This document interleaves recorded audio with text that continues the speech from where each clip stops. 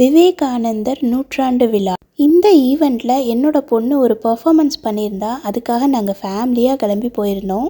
வீட்டில் இருந்தே ரெடி பண்ணிவிட்டு வந்துருங்கன்னு சொல்லியிருந்தாங்க.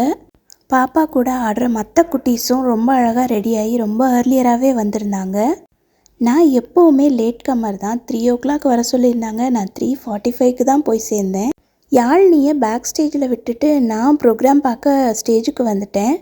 ஈவெண்ட் உண்மையிலேயே ரொம்ப அற்புதமாகவும் ரொம்ப ஆர்கனைஸ்டாகவும் பண்ணியிருந்தாங்க. பர்டிகுலராக சொல்லணுன்னா சிவனோட டான்ஸ் எனக்கு ரொம்ப ரொம்ப பிடிச்சிருந்தது. பாப்பாவோட பெர்ஃபார்மன்ஸ் லாஸ்ட்டில் தான் இருந்தது. விவேகானந்தர் நூற்றாண்டு விழான்னு சொல்லிட்டு அவரை பற்றின எதுவுமே இல்லை. சாமியை பற்றின டான்ஸ், நாடகம், அப்புறம் பாரதியார், ஔவையார் இவங்களெல்லாம் பற்றி கூட நிறையா இருந்தது. பட் விவேகானந்தரை தான் காணவே காணும்.